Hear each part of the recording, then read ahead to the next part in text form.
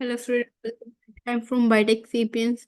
So we started a series in which we discuss about PU set PG Zoology paper 21, 23, 24. ठीक है. So that was conducted by Punjab University. ठीक है. So तो आज हम 2022 के पेपर को डिस्कस करेंगे.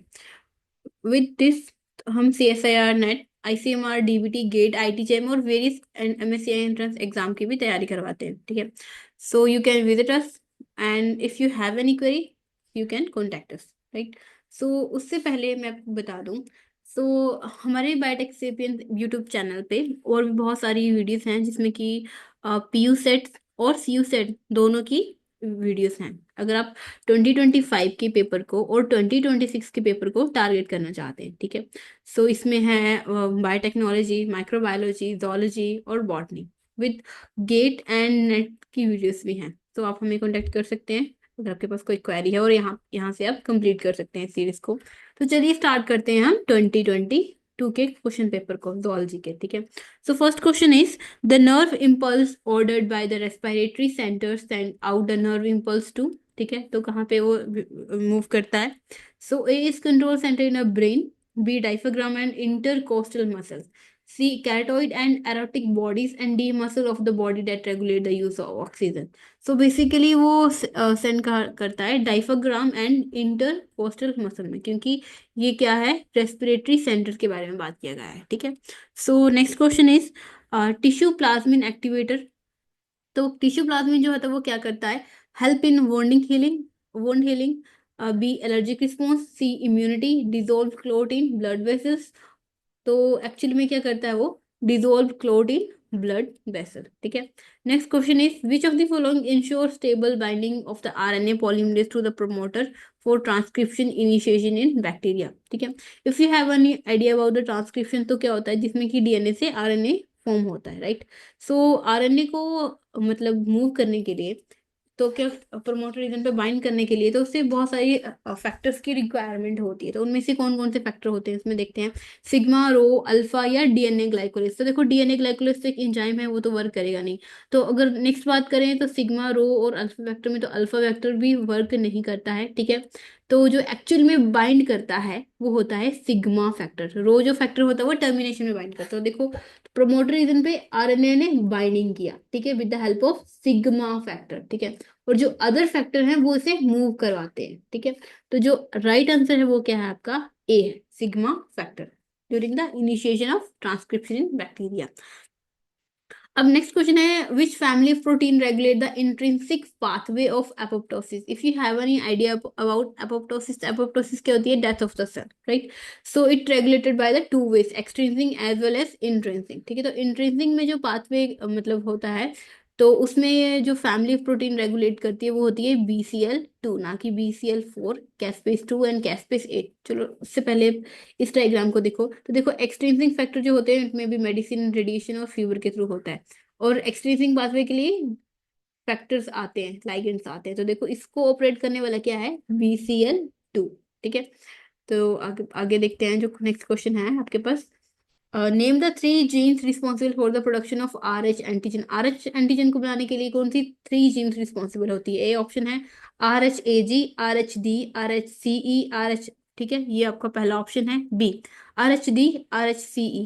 नेक्स्ट है आपका RH स्मॉल सी है आपका option RHAG, RH1 and RH2. D option RHD, RH capital C small E and RHE and small E. तो इसमें जो जीन्स रिस्पॉन्सिबल होती हैं वो होते हैं आपके RHAG, RHD और RHCE. ठीक है. तो these genes are responsible for the production of RH antigen. तो ये ऑप्शन आपका करेक्ट ऑप्शन है. अब नेक्स्ट क्वेश्चन जो देखते हैं हम. Frederick Sanger won 2 Nobel Prizes for one the method of determination the sequence of protein and the another for the procedure to determine the sequence of. ठीक है. सो 2 Nobel Prize से उन्हें अवॉर्डेड किया गया था. सो फर्स्ट जो था वो प्रोटीन के सीक्वेंस को डिटरमिन करने के लिए था, और जो नेक्स्ट था वो था न्यूक्लिक एसिड के सीक्वेंस को डिटरमिन करने के लिए. ठीक है. जैसे कि सेंगर मेथड आपने सुना होगा अगर आप न्यूक्लिक एसिड की डिटर्मिनेशन करना चाहते हैं. ठीक है. ना कि अमीनो एसिड, ट्राइसाइल ग्लिसरॉल, ना ही TCA साइकिल. अब नेक्स्ट क्वेश्चन है आपका what best describe the epigenetics. सबको बताना है इन दिस स्टेटमेंट कौन सी डिस्क्राइब करती है बेस्ट अबाउट एपिजेनेटिक्स.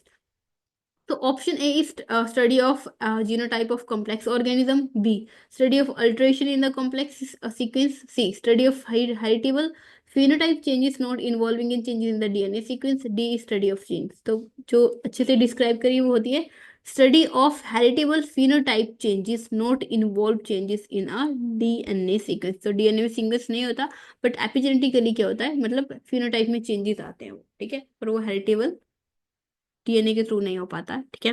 अब नेक्स्ट क्वेश्चन है आपका चारगफ रूल स्टेट है, तो क्या बताता है आपको चारगफ रूल। तो सबसे पहले आपको पता होना चाहिए only and only applicable in DNA. तो देखो आरएनए कहाँ है, यहाँ पर है, यहाँ पर है, तो आपका ए और सी ऑप्शन तो यही ऐसे ही ये कैंसिल हो गया। अब आपके पास कितना बचा, बी एंड सी बचा है, ठीक है। तो डीएनए के बारे में बताया होता है, अब देखते हैं क्या इसके ऑप्शंस हैं। In a DNA the amount of adenine is equal to the amount of guanine, ठीक है। बेसिकली ये बता रहा है कि ए की जो परसेंटेज है वो जी के इक्वल होगी, ठीक है।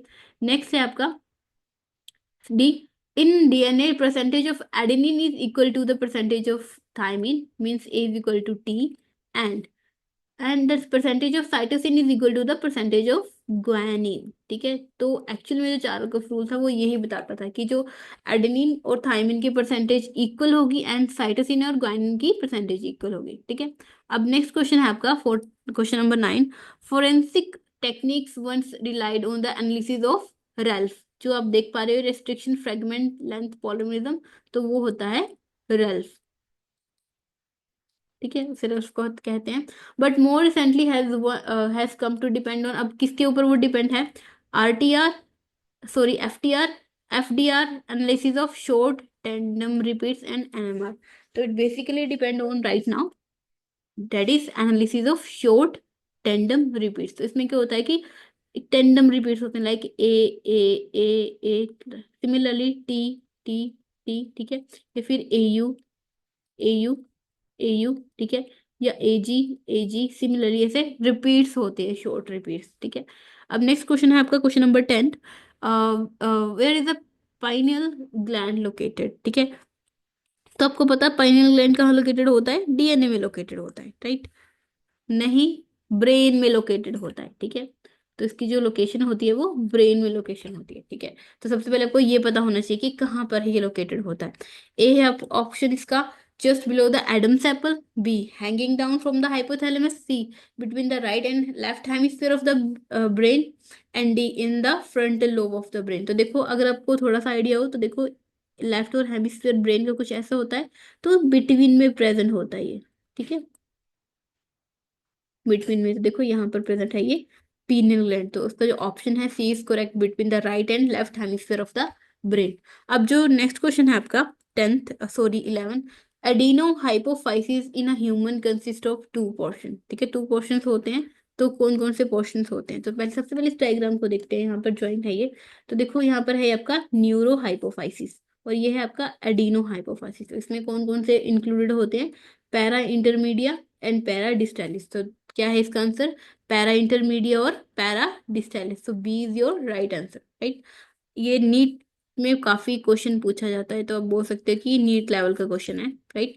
अब नेक्स्ट क्वेश्चन नंबर जो 12 है वो है आपका विच of the following amino acid the precursor for the thyroid hormone T3 and T4। तो उसके बनाने के लिए कौन सा होता है, ओनली एंड ओनली टायरोसिन, ठीक है। T3 में इसके 3 मॉलिक्यूल्स होते हैं अटैच्ड और T4 में इसके 4 मॉलिक्यूल्स होते हैं। इसके अदर देन जो अमीनो एसिड हैं वो रिस्पॉन्सिबल नहीं होते, ना कि ट्रिप्टोफैन, लाइसिन और हिस्टडीन, ठीक है। तो जो ऑप्शन है इसका वो है C, means tyrosine. Question number 13। Which is degenerative brain disorder caused by the lack of thiamine, जिसे हम बोलते हैं विटामिन B1। तो ऑप्शन है आपका वर्नाइक सिंड्रोम और Korsakoff syndrome, next one is osteonecrosis and D tunnel vision. तो जो होता है वो होता है आपका वर्नाइक सिंड्रोम, ठीक है। जब आप विटामिन के टेबल्स को पढ़ोगे उसके साथ उसकी डेफिशिएंसी जो होती है उनमें से ही आपको देखने को मिलेगा, राइट। अब नेक्स्ट क्वेश्चन है आपका 14, question number 14। The cholera toxin produce by the vibrio cholera exert it effect by, ठीक है। देखो जो विब्रियो क्लोरा क्या है, एक स्पीशीज है बैक्टीरिया की जो काउस करती है क्लोराटॉक्सिन, ठीक है, डिजीज को काउस करती है, जिसमें कि डाइसेंट्री टाइप होती है, ठीक है, देखने को मिलती है हमें पेशेंट में। तो ये कहाँ पे इफेक्ट करती है, तो ये क्या करती है, मॉडिफाई कर देती है किसकी, जी प्रोटीन को मॉडिफाई करती है, जिससे क्या होता है कि चैनल्स ओपन हो जाते हैं और इलेक्ट्रोलाइट बैलेंस इम्बैलेंस हो जाता है, जिसकी वजह से डाइसेंट्री हमें देखने को मिलती है, राइट। अब नेक्स्ट क्वेश्चन है आपका, the concentration of calcium in resting cell. ठीक है, तो एक्चुअल में ये जो क्वेश्चन था ये आपका ड्रॉप हो गया था, क्योंकि इसमें कोई भी ऑप्शन सही नहीं दिया हुआ था। ठीक है, तो एक्चुअल में जो कंसंट्रेशन होती है कैल्शियम की, आइंस की अगर आप बात करें कंसंट्रेशन, तो इट इज अबाउट 100 नैनो मोल। ठीक है, तो ये कंसंट्रेशन प्रेजेंट होती है रेस्टिंग स्टेज में। अब जो क्वेश्चन नंबर 16 है, so the term alpha diversity describe. ठीक है, तो आपको अगर आपको थोड़ा पता होगा तो alpha, beta and gamma type of diabetes sorry diversities present होती है, उसके अकॉर्डिंग हम इनको बताते हैं।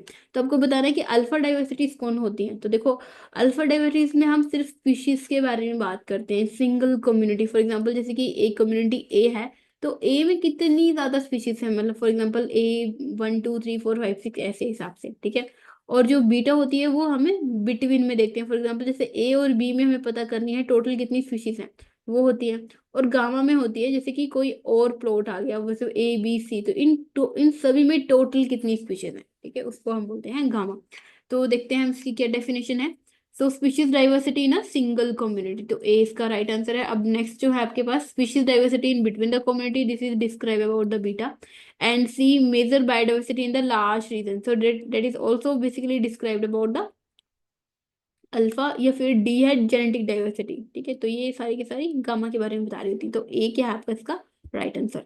अब नेक्स्ट क्वेश्चन है, evolutionary process occurring in a species. ठीक है, where accumulation of the gradual changes become distinct to form a different species। ठीक है, तो क्या बता रहे हैं ये कि क्या हुआ, किसी स्पीशीज में क्या हुआ, ग्रेजुअल चेंजेस आने शुरू हुए। ठीक है, और विद टाइम क्या हुआ कि वो चेंजेस होने के बाद वो किसी दूसरी स्पीशीज में कन्वर्ट हो गए, राइट। तो सबसे पहले उसको क्लियर करने के लिए पहले देख लेते हैं कि क्या क्या टर्म्स हैं आपको, क्लैडोजेनेसिस, एनाजेनेसिस, फाइलोजेनेसिस और हिट्रोजेनेसिस। ठीक है, तो देखते हैं इसका आंसर क्या है। तो सबसे पहले हम देखते हैं एनाजेनेसिस क्या होता है। एनाजेनेसिस होता है स्पेसिफिकेशन विदाउट स्प्लिटिंग। ठीक है, मतलब स्पीशीज की फॉर्मेशन हो रही है but without any splitting, means without कोई अपेंडेजेस हमें देखने को मिली। फॉर एग्जांपल जैसे ये ऑर्गेनिज्म हम ए मान के चलते हैं, ठीक है, तो इसी में ही कुछ चेंजेस आ रहे हैं, तो ये आगे जाके एक ही स्पीशीज नेक्स्ट स्पीशीज में कन्वर्ट हो जा रही है। फॉर एग्जांपल ए बी में कन्वर्ट हो गया, तो इसे हम बोलते हैं एनाजेनेसिस। अब बात करते हैं क्लैडोजेनेसिस की, जिसे हम बोलते हैं specification with splitting. For example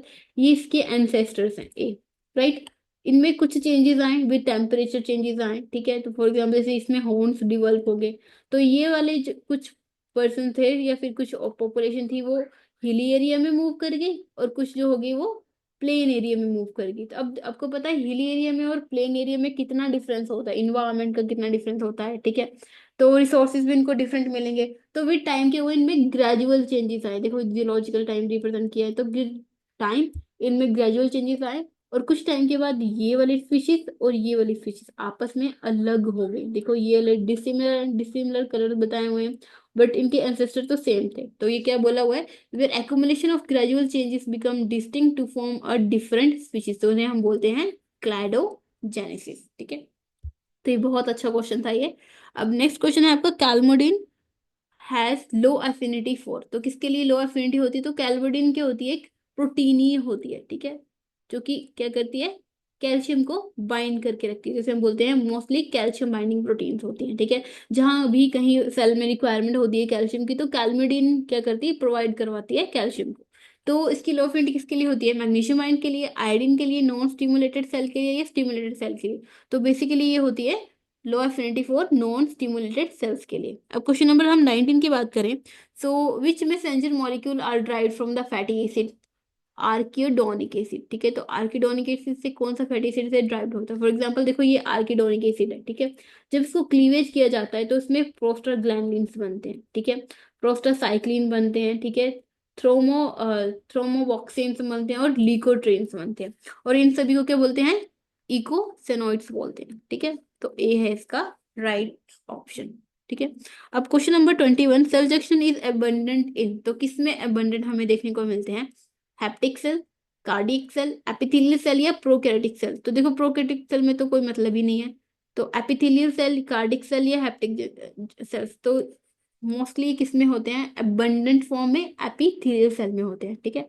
अब नेक्स्ट क्वेश्चन है आपके पास, if bicoid membrane is injected, sorry, if bicoid mRNA is injected into the posterior pole of wild type Drosophila embryo, the affected phenotype is, ठीक है। अगर आपको थोड़ा सा पता हो तो बात करें हम ड्रोसोफिलो की एम्ब्री के बारे में, तो ये होता है एंटीरियर पोर्शन, ठीक है।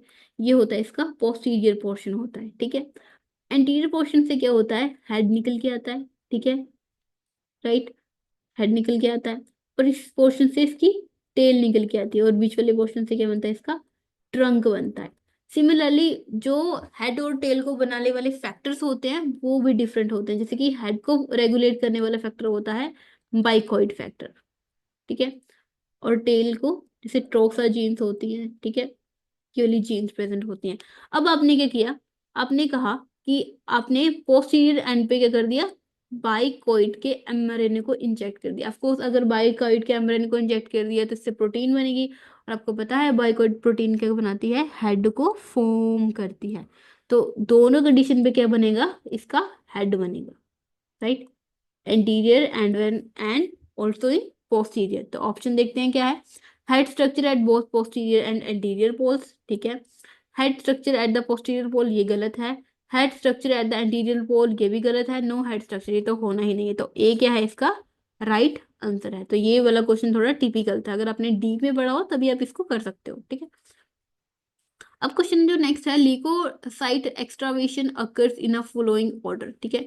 अब फॉर एग्जांपल कोई टिश्यू है, जैसे ब्लड वेसल्स में मूव कर रहे हैं लीकोसाइट, कोई टिश्यू में इंजरी हुई, ठीक है, तो यहाँ से वाइट ब्लड सेल मूव तो करेगा ना, ठीक है, काउंटर करने के लिए कि कोई अदर पैरासाइट या कोई भी इन्फ्लेमेशन चीजें या फिर कोई माइक्रो ऑर्गेनिज्म इन्वेड ना करें, ठीक है, इन्फेक्शन ना प्रोड्यूस करें। तो उसके लिए कौन से फ्लोइंग ऑर्डर में जो लिकोसाइड मूव करता है, तो उससे देखते हैं। तो सबसे पहले क्या होता है, कैप्चर करता है, टेथरिंग करता है, ठीक है। फिर आती है रोलिंग, रोल किया इसने। फिर आती है एक्टिवेशन, एक्टिवेशन में क्या होता है कि कीमोकाइन रिलीज कर देता है, ताकि जो भी पैरासाइट या माइक्रो ऑर्गेनिज्म कुछ रिलीज करें तो वो काउंटर कर सकें। फिर होता है एडहेशन, एडहेस करता है ये एपिथेलियल मेम्ब्रेन, ये ब्लड वेसल्स देख पा रहे हो आप, ठीक है। ये वाला इन्वायरमेंट अलग है, ये वाला इन्वायरमेंट अलग है, ठीक है। फिर होता है डायबिटीज, डायबिटीज में क्या होता है कि कोई सेल जो होता है वो एपिथेलियल मेम्ब्रेन से मूव कर जाता है दूसरे इन्वायरमेंट में, ठीक है। फिर आता है आपका माइग्रेशन, मतलब कंप्लीटली मूव कर गया है। तो देखो इसमें क्या ऑप्शन है, पहला आता है कैप्चर, ठीक है, देखो कैप्चर किया, फिर क्या आया, रोलिंग आया, तो देखो कैप्चर आया, फिर रोलिंग आया, फिर क्या हुई, एक्टिवेशन हुई, ठीक है, फिर एडिशन हुई। तो इसमें एक ही ऐसा ऑप्शन जिसमें ये सारे के सारे अच्छे से दिए हुए हैं, that is first capture, rolling, activation, adhesion और ट्रांसमाइग्रेशन। तो डी ऑप्शन जो है वो आपका करेक्ट ऑप्शन था। ये भी बहुत अच्छा क्वेश्चन था, ठीक है, मैं इसको स्टार दूंगी क्योंकि ये बहुत ही अच्छा क्वेश्चन था। इम्यूनोलॉजी से रिलेटेड क्वेश्चन था, ये से ड्राइव क्वेश्चन था। अब question number 23, which is the main building block of सीलिया in prokaryote, अगर आपको पता हो तो उसमें कौन कौन से होते हैं। देखो ट्यूबलिन, नेक्सिन, डाइसिन और एक्टिन हमें कुछ तो देखने को मिलता है, पर जो ट्यूबलिन होता है they are the main building block, right.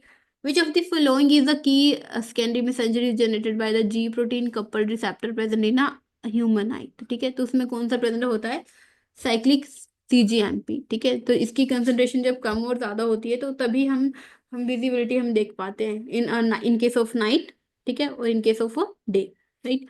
तो बी है इसका, और ये सिग्नलिंग से ड्राइव क्वेश्चन है, ये अच्छा क्वेश्चन है। Question number 25, which of the serological test is perform for typhoid fever and strep throat, तो उसके लिए कौन सा होता है, एग्लूटिनेशन प्रोसेस होता है, ना कि प्रेसिपिटेशन, इम्यूनो इलेक्ट्रोफोरेसिस और एलिसा। तो ओनली ओनली कौन सा है वो, एग्लूटिनेशन।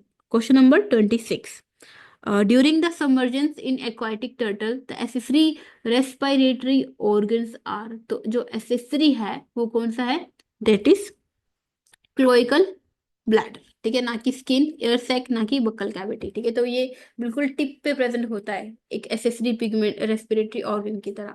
अब क्वेश्चन नंबर है आपका 27, Entamoeba histolytica is a human parasite found in, ठीक है। तो ऑफकोर्स ये तो सबसे पहले इंटेस्टाइन में प्रेजेंट होता है, ठीक है। तो ओरल कैविटी और ब्लड तो ऐसे ही चला गया, कट हो गया। अब इंटेस्टाइन भी कौन सी, लार्ज इंटेस्टाइन में ये प्रेजेंट होता है, ठीक है, पैरासाइट। तो नेक्स्ट क्वेश्चन की तरफ मूव करते हैं, the blistered beetles Courtship begins with a series of antennal taps by male on each side of the female's body in which type of communication, ठीक है। तो इस टाइप में क्या होती है, इसमें क्या होता है कि जो मेल बीटल होता है वो फीमेल बीटल के एंटीना पे टैप करता है, ठीक है, और भी बॉडी पार्ट पे टैप करता है। तो इस टाइप की कम्युनिकेशन को बोलते हैं टैक्टाइल कम्युनिकेशन, ठीक है। तो it is lie under in the type of communication of tactile, right. तो अब देख पा रहे हैं यहाँ पर एंटीना से क्या करेंगे, कम्युनिकेट कर रहे हैं, right. Question number 29, queen Honey बीज प्रोड्यूस अ फेरोमोन, ठीक है। आपको पता हो जो क्वीन हनी बीज होती है वो फेरोमोन को रिलीज करती है, फेरोमोन में भी अट्रैक्टेंट या कंट्रोलिंग के लिए।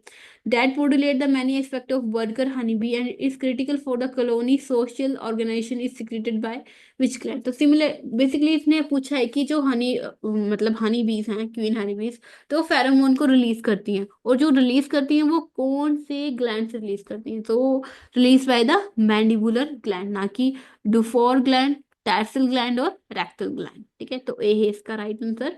क्वेश्चन नंबर 30, इंग्रेशन इज, ठीक है। तो अब आपको पता होगा कि जब एम्ब्रियो फॉर्म होता है, ठीक है, एम्ब्रियो फॉर्म होने के बाद क्या होता है कि different type of layers form होती हैं, ठीक है, सेल की मूवमेंट्स होती हैं, गेस्ट्रुलेशन होती है। उन्हीं में से एक मूवमेंट आती है इंग्रेशन, जैसे कि इन्वेजिनेशन भी होती है, इंग्रेशन भी होती है, इन्वोल्यूशन भी होती है। तो इंग्रेशन में क्या होता है कि सिंगल सिंगल सेल ड्रॉप होते हैं, मूव करते हैं, ठीक है। इन्वेजिनेशन मीन्स कि इन्वेजिनेट करना, राइट। इन्वॉल्यूशन मीन्स स्प्लिटिंग हो रही है ये अलग ही लेयर की। तो देखते हैं कि इंग्रेशन क्या है।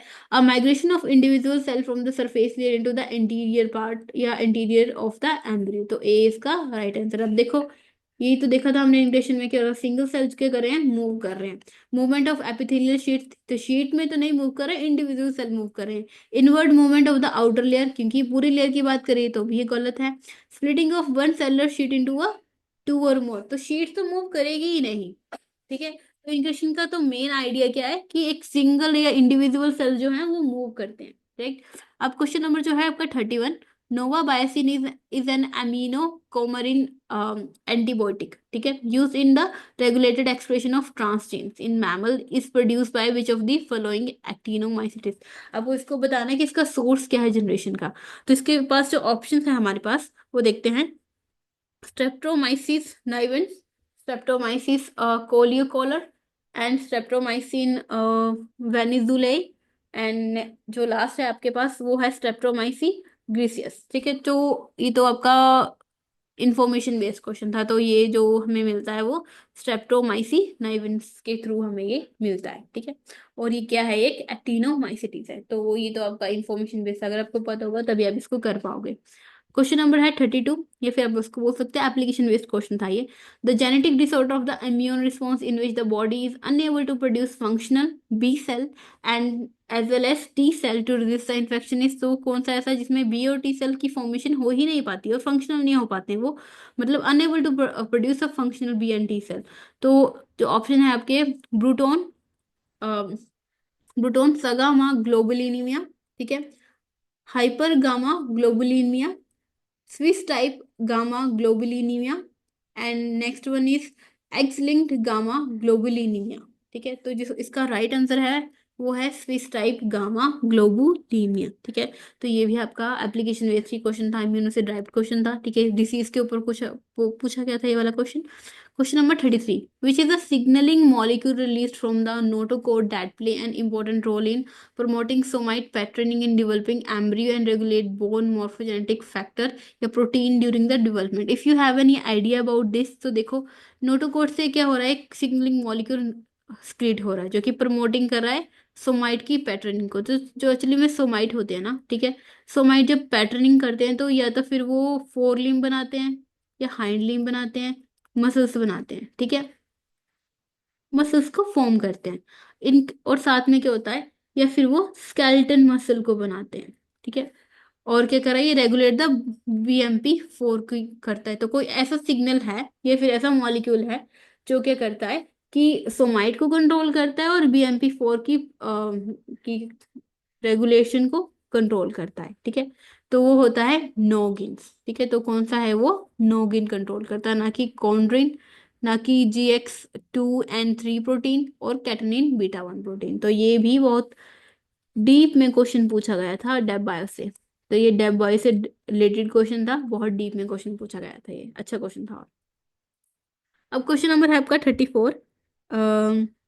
The T wave on an electrocardiogram represent, ठीक है, तो आपको पता होगा जो इलेक्ट्रोकार्डियोग्राम कार्डियोग्राम है, ठीक है, सॉरी ग्राम है, तो वो रिकॉर्ड करता है कौन सी PQRSTU वाली वेव्स को बताता है। और यही वेव्स क्या बताती है हमको, डिफरेंट जो भी कॉन्ट्रैक्शन हो रही है या रिलैक्सेशन हो रही है हार्ट में, वो बताती है, ठीक है। तो स्पेसिफिकली इसने पूछा है कि टी वेव क्या बताती है, तो देखो पी वेव आपको बता रही है आर्टियल डिपोलराइजेशन, क्यू बता रहा है आपको वेंट्रिकुलर डिपोलराइजेशन, ठीक है। सिमिलरली टी आपको बता रहा है वेंट्रिकुलर रिपोलराइजेशन। तो देखते हैं ऑप्शन क्या है इसके। A repolarization of ventricular myocardium, B depolarization of ventricles, C atrial repolarization और आर्टियल डिपोलराइजेशन। तो उसका ऑप्शन क्या है, A repolarization of ventricular myocardium. तो बेस देखो आपको पता होगा, तो जो ईसीजी है वो सारे के सारे केमिकल सिग्नल्स या फिर सॉरी इलेक्ट्रिकल सिग्नल्स कहाँ से लेता है, मायोकार्डियोग्राम से लेता है, ना कि पैराकार्डियोग्राम से, ठीक है। तो ये भी ध्यान रखना है इस बात का।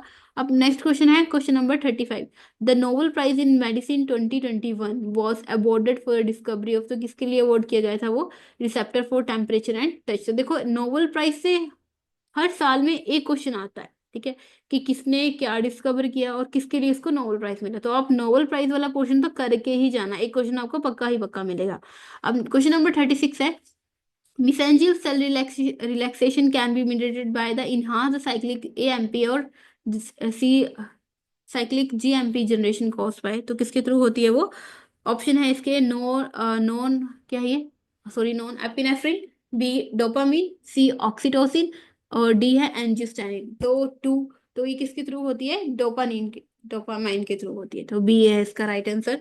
अब क्वेश्चन नंबर जो है वो आपका 37 है, loss of function mutation of the SLC5A1 gene prevent, तो ये क्या बताता है, a glucose and galactose form being absorbed in the intestine, phosphate and citrate reuptake in the proximal tubular system of the kidney, c absorb nutrients from the food as it pass through the intestine, d urea reuptake in the proximal tubular system of the kidney। तो क्या होता है जब loss of function या फिर loss of function mutation हो जाए, तो उसमें क्या होता है, gene prevent the glucose and galactose from being absorb in the intestine. तो ठीक है, तो ये वाला जो जीन है या फिर इसका प्रोडक्ट है वो स्पेसिफिकली किसके लिए या फिर क्या रेगुलेट करता है, ग्लूकोज और ग्लैकोज के अब्जॉर्प्शन को, ठीक है। जब अगर इसमें म्यूटेशन हो जाती है या फिर समहाउ लॉस ऑफ फंक्शन हो जाता है, तो ग्लूकोज और ग्लैक्टोज का एब्जॉर्प्शन हो ही नहीं पाती है इंटेस्टाइन में, ठीक है। तो ये वाला क्वेश्चन भी बहुत अच्छा था।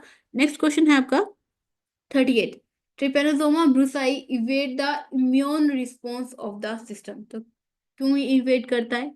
ए है आपका by generating variant surface antigen, B by invading the host cell, C by switching the other morphological form और by the masking with the immune cell of the host, ठीक है। तो किसके थ्रू होता है, by generating the variant surface antigen. अगर आपको थोड़ा सा आइडिया हो तो देखो, ये है आपका कोई एंटीजन, ठीक है, इसके अंदर प्रोटीन प्रेजेंट होती है जिसे हम एपिटोप बोलते हैं, ठीक है। और जो हमारी एंटीबॉडी होती है ना, वो इस ऐसे अटैच्ड होती है, इसकी होती है पैराटोप। तो फॉर एग्जांपल जो पर्टिकुलर एंटीजन होती है, तो किसी जो एंटीजन होता है ना, उसके पास बहुत सारी एपिटोप्स प्रेजेंट होती है, मतलब बहुत सारी ऐसी कन्फर्मेशन प्रेजेंट होगी और वहीं पे जाकर क्या होगी, एंटीबॉडी बाइंड करेगी। अब क्या होता है कि फॉर एग्जांपल जैसे ये एंटीजन या कोई माइक्रो ऑर्गेनिज्म बन आया, तो उसके पास एक टाइप के दो टाइप के होंगे, तो सारी की सारी एंटीबॉडीज को रिकॉग्नाइज कर जाएंगी और वो एक सेकेंडरी इम्यूनिटी प्रोवाइड करा देंगे कि अगर दोबारा से ये वन एंटीजन आता है तो हम इसको कंट्रोल कर लेंगे, ठीक है। सिमिलरली अगर यही एंटीजन वन आया, ठीक है, और इसने विद टाइम इवॉल्व किया और ये चेंज कर लिया एपिटोप, लाइक पहले ये ओवल था, तो ये स्क्वायर फॉर्म में आ गए, ठीक है तो एंटीजन वही, बट इसने एपिटोप में चेंज कर दिया।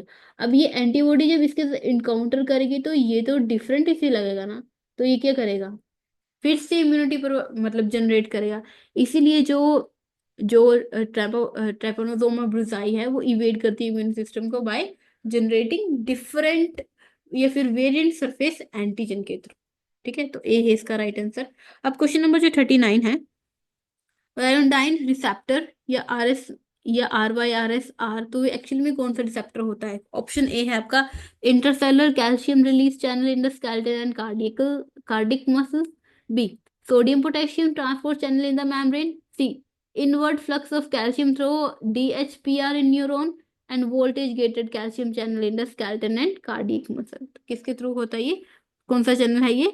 Intracellular calcium to positive release channel in skeleton और कार्डियक मसल में। ठीक है, अब क्वेश्चन नंबर नेक्स्ट की तरफ मूव करते हैं, that is question number 40। Alpine musk deer is the state animal of which state? ठीक है, तो ये है उत्तराखंड का। तो ये तो नॉलेज बेस्ड था, ठीक है, अगर आपको पता होगा तब आप कर पाओगे इसको। Question number 41। Binding of which of the following the promoter site is required for transcription of lac operon? तो क्या होता है वो? कैप, ये camp, CAP cyclic AMP complex, या लैक्टोज? तो बेसिकली क्या होता है? CAP cyclic AMP complex. ठीक है, क्वेश्चन नंबर है आपका which question number 42। Which of the following cleave the hairpin to form pre mRNA? ठीक है, ये mRNA। ठीक है, अगर आपको पता होगा जीन साइलेंसिंग जब होती है तो उसमें बहुत सारी प्रोटीन्स इन्वॉल्व होती है। फॉर एग्जाम्पल ट्रांसक्रिप्शन हुई, ये हेयर पिन फॉर्म बन गई प्री mRNA की। ठीक है, तो वहां पे ड्रोशा आती है और साथ में कोई और भी एसोसिएटेड या एसेसरी प्रोटीन्स होती हैं, वो इस हेयर पिन को कट करती हैं। ठीक है, और फिर आती है ये एक्सपोर्ट हो जाती है एज इट इज न्यूक्लियस से साइटोप्लाज्म की तरफ। ठीक है, और साइटोप्लाज्म में क्या होता है? जो डाइसर प्रोटीन आती है और ये इसको क्या करती है? थोड़ा और रिफाइन करती है। ठीक है, तो इन्होंने पूछा क्या है कि कौन सी जो हेयरपिन से प्री mRNA फॉर्म में कन्वर्ट करती है? तो प्री mRNA फॉर्म में जो कन्वर्ट करता है वो कौन सा होता है? ड्रोशा। कौन सा होता है? ड्रोशा। तो आप ऐसे भी बोल सकते हो, डेट इज प्राइमरी mRNA से कौन कन्वर्ट कर देता है? प्री mRNA से में, तो it is controlled by the drosha protein, right? Drosha protein, ठीक है, या एंजाइम। ठीक है, बेसिकली दे आर एंजाइम। तो सी है डी, सॉरी बी है इसका राइट आंसर। अब है नेक्स्ट है question number 43। In herbivores the molar have greater crushing action due to. ठीक है, अगर आपने कभी ऑब्जर्व किया होगा किसी हर्बीवोर को, तो वो क्रश करते हैं अपने टीथ से। ठीक है, तो आपको बताना है कि विद टाइम क्या इन्वॉल्व हुआ उनके मोलर्स में। ठीक है, तो आपको पता होगा जो हर्बीवोर्स होते हैं ना, उनमें मोलर्स जो होते हैं मोस्टली वो लोफोडोन टाइप के टीथ प्रेजेंट होते हैं। तो उसमें क्या होता है, अगर आपको पता हो तो देखो ये स्ट्रक्चर आप देख पा रहे हो, एक इन्वेजिनेशन से हमें देखने को मिल रही है, जिसे हम बोलते हैं हाइपोकोन। यहाँ पे मेटाकोन है, ये पैराकोन है। ठीक है, ये प्रोटोकोन है। तो इसमें क्या होता है, जो hypocone involve in the upper molar and loss of paraconid with the elevation of talonid to the height of the rest of the trigonid in the lower molar. तो ए है इसका राइट आंसर। तो ये तो information based question है। ठीक है, अगर आपको पता होगा तभी आप इसको कर पाओगे, और थोड़ा टिपिकल सा भी ये वाला क्वेश्चन है, राइट? तो ए है इसका राइट आंसर। अब क्वेश्चन नंबर नेक्स्ट की तरफ मूव करते हैं, क्वेश्चन नंबर 44। Next है, which of the following is not the function of maturation promoting factor involved in the cell cycle? ठीक है, तो कोई फैक्टर जो मैचुरेशन प्रमोटिंग फैक्टर की तरह वर्क नहीं करता सेल साइकिल में, तो देखते हैं इसको कौन कौन सा है वो। Option A is on destruction, B activation of anaphase promoting complex, C driving the event of M phase, D inactivation of separase. तो जो होता है वो होता है आपका इनएक्टिवेशन ऑफ सैपरेज। ठीक है, question number 45। Hind gut fermentation is a feature of, तो किसका फीचर है ये? हर्बीवोर। ऑप्शन है herbivore with a simple single chamber stomach, herbivore with a complex four chamber stomach, herbivore with a simple two chamber stomach, और animals with secondary low stomach. तो किसका है ये? Herbivore with simple single chambered stomach. ठीक है, question number 46। Pulmonary surfactant is compose mainly of, अगर आपको पता हो पल्मोनरी सर्फेक्टेंट रिलीज होते हैं एल्वोलाई में। ठीक है, जो कि कॉन्ट्रैक्शन वगैरह को हेल्प करते हैं, राइट? तो वो क्या होते हैं? Basically they are di dipalmitoyl phospholipid choline होते हैं वो। ठीक है, जब मूवमेंट होती है एल्वोलाई की तब ये सर्फेक्टेंट की तरह वर्क करते हैं यहाँ पर। ठीक है, तो बी है इसका राइट आंसर, ना कि ग्लाइकोप्रोटीन, सर्फेक्टेंट प्रोटीन डी, या डाइसेकेराइड ट्राइकोलॉस। ठीक है, तो क्या है ये? किससे ड्राइव्ड होते हैं ये? डाई पैल्मोटाइल फोस्फोफेटिडाइल कोलिन के थ्रू, ठीक है, इसे बोलते हैं टीपीपीसी, राइट।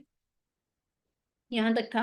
अब क्वेश्चन नंबर 47 है, triggers serve as a vector for disease for, तो किसके लिए करते हैं वो होते हैं स्क्रब टाइफस। और सेम यही वाला क्वेश्चन 2021 में पूछा गया था कि जो स्क्रब टाइफस है वो क्या होता है, ठीक है, किसके थ्रू वो मूव करता है, मतलब क्या है इसके डिसीज को फैक्टर जो रिस्पॉन्सिबल होते हैं फैलाने के लिए, ठीक है।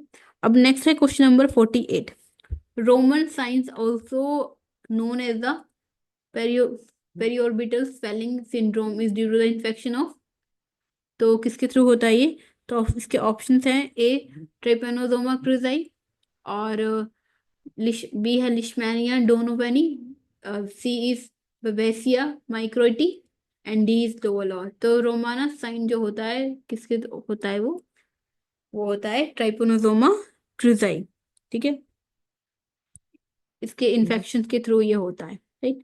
Question number 49, which of the following is not an amine hormone, तो ऐसा कौन सा हार्मोन है इनमें से जो एमाइन हार्मोन नहीं है, ठीक है। तो ऑप्शन है इसके नोनेपिनेफ्रिन, एड्रेलिन, थायरोक्सिन और ऑक्सीटोसिन, तो कौन सा है इसका, ऑक्सीटोसिन है, ठीक है।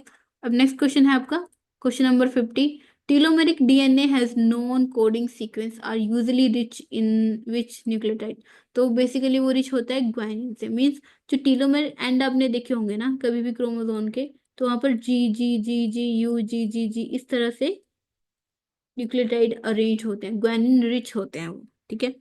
अब नेक्स्ट क्वेश्चन है 51, which of the following is a physiologically uncoupler oxidative phosphorylation, तो आपको अनकपलर बताना है, तो एक होता है 2,4-डी नाइट्रोफिनोल, ठीक है। अब साथ में ऑप्शन है डाई नाइट्रोसिरजोल, सी है आपका पेंटाक्लोरोफिनोल, और डी है थर्मोजानिन। तो जो है अनकपलर oxy physiologically uncoupler oxidative phosphorylation कौन सा है, वो है थर्मोजानिन, ठीक है। अब नेक्स्ट क्वेश्चन है आपका, रीजनरेशन ऑफ सैलामेंडर लिम्ब, जब सैलामेंडर लिम्ब की रीजनरेशन होती है तब उसमें क्या होता है, it is example of epimorphogenesis, और involve formation of apical ectodermal cap from the epiderm dermis, और involve in differentiation of cell into a blastema. Next है आपके पास retinoic acid appear to play an important role both in different de-differentiation of the cells to form the regeneration blastema in the re-specification process as the cell differentiate, ठीक है। तो जिसका right answer है वो है PQRS, सारे के सारे। तो एक्चुअल में होता क्या है, जो रेटिनोइक एसिड होता है ना जब उसको देते हैं तो उससे फोर लिम्ब या हाइंड लिम्ब की प्रोडक्शन होती है, और मोस्टली जो होती है वो होती है फोर लिम्ब की प्रोडक्शन, ठीक है। तो RA या फिर retinoic acid is responsible for the initiation of four limb या हाइंड लिम्स की प्रोडक्शन, ठीक है। उसके बाद क्या होता है, उसके बाद होता है एक ब्लास्टिमा की फॉर्मेशन होती है। ब्लास्टिमा में क्या होता है कि जब कोई पार्ट कट चुका होता है तो वहां के जो सेल होते हैं वो डी डिफरेंशिएट फॉर्म में चले जाते हैं। पहले तो डिफरेंशिएट हो गए, मतलब उन्होंने अपना फेट गेन कर लिया है, तो फिर से वापिस अपने डी डिफरेंशिएट फॉर्म में चले जाते हैं, ठीक है।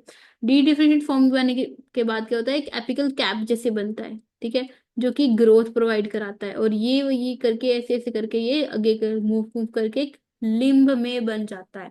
तो ये इस प्रोसेस को हम बोलते हैं एपीमोर्फोजेनेसिस। तो यहीं से 2021 में भी क्वेश्चन आया था, तो इसको ध्यान रखना। जो रीजनरेशन की टाइप होती है एपीमोर्फोजेनेसिस, ठीक है, मॉर्फोलॉक्सिक एक्सिस, ठीक है, उसका ध्यान रखना, ठीक है।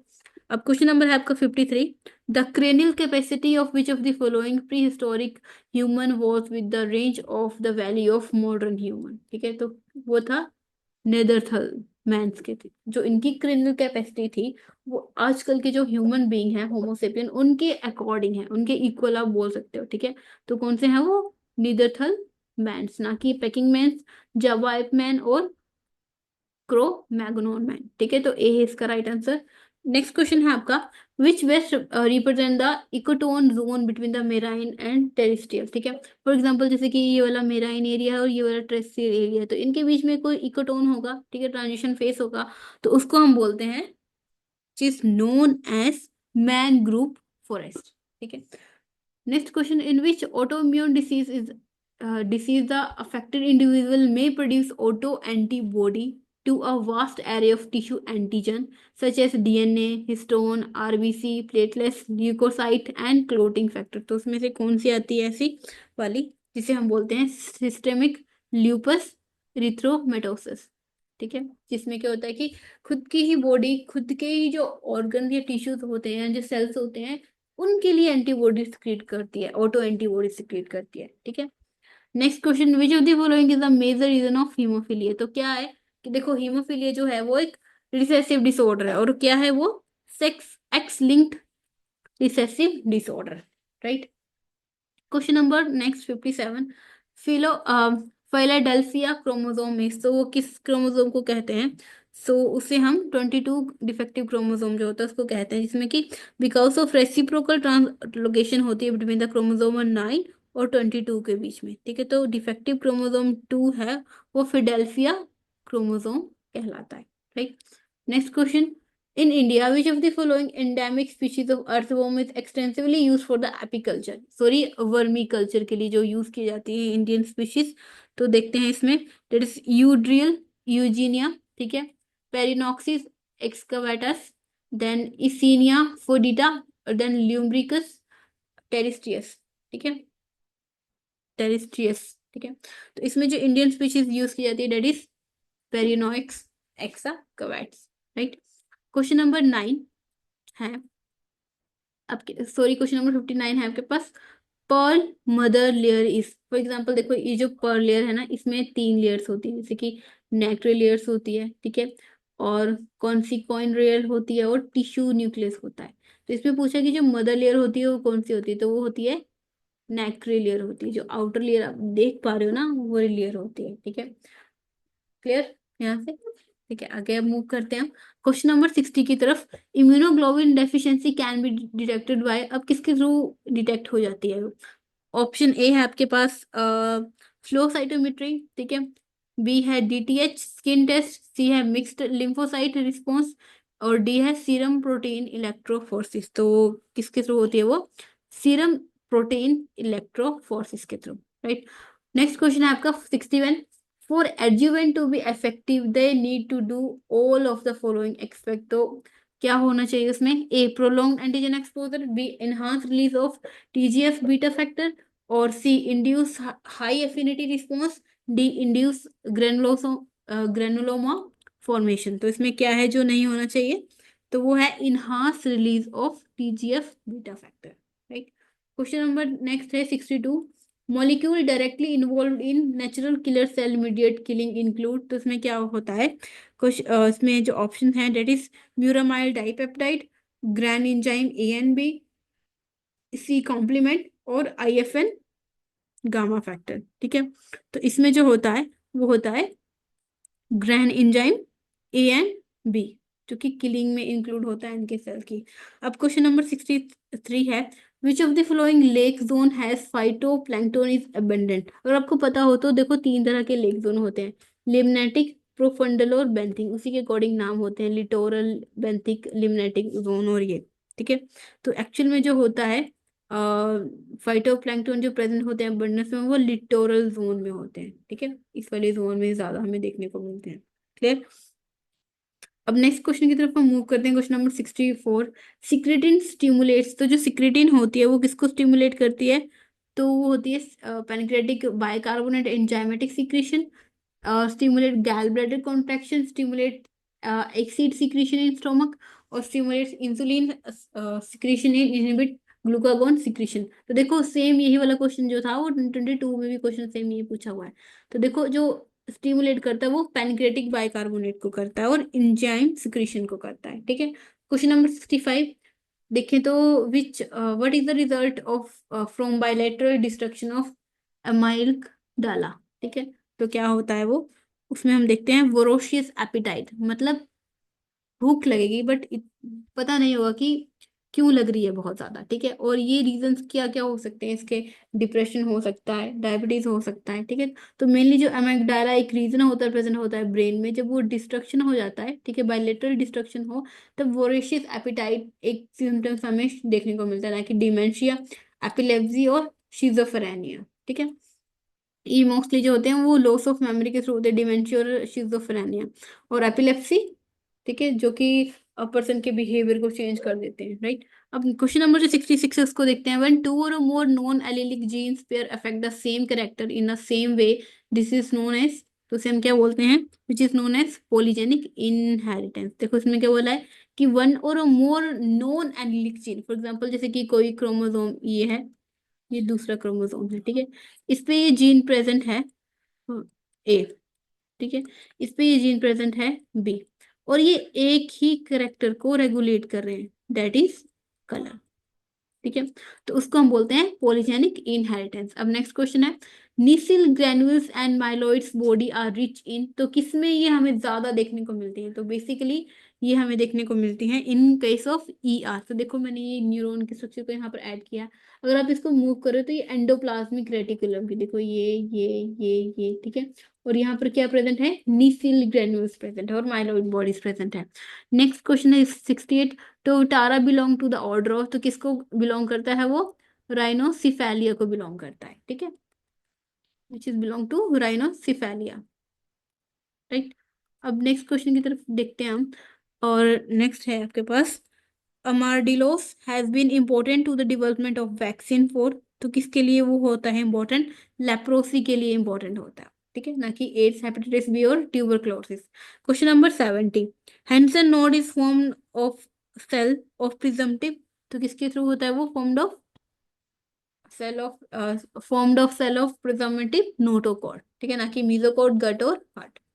सो नेक्स्ट क्वेश्चन है आपका, how many genes does zebra fish share with the humans, तो 70% ऑफ जीन्स जो होता है वो शेयर करती है, सॉरी, ठीक है, क्वेश्चन नंबर 70, तो कितनी जीन्स करती हैं वो, 70% करती हैं, ठीक है।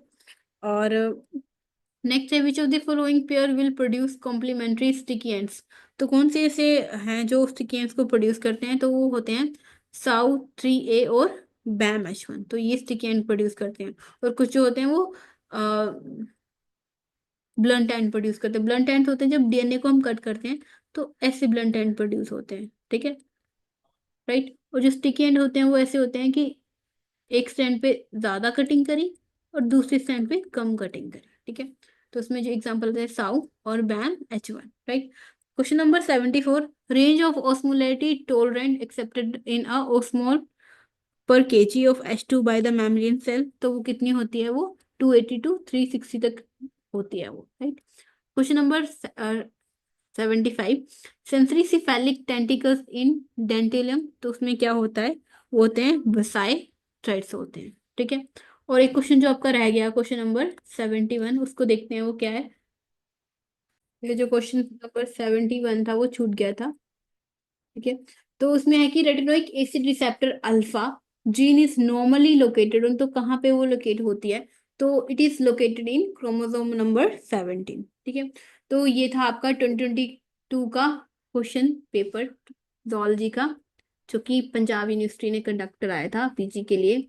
तो ऑल ओवर देखा जाए तो क्वेश्चन पेपर जो था वो टफ था, ठीक है, मैं बेसिकली टफ इसको कह रही हूँ क्योंकि इसमें बहुत सारे डीप डीप क्वेश्चन पूछे गए थे। अगर आप चाहते हैं कि 26 को टारगेट करना या 25 को टारगेट करना, तो आप हमें ज्वाइन कर सकते हैं, ठीक है। इससे रिलेटेड आपको सारी की सारी वीडियोस यूट्यूब पे मिल जाएंगी, ठीक है, और साथ में इसके बैचेस होते हैं, तो आप उसको भी ज्वाइन कर सकते हैं। So for if you have any query then you can contact us. So पढ़ते रहिए और प्रिपरेशन करते रहिए। So thank you so much.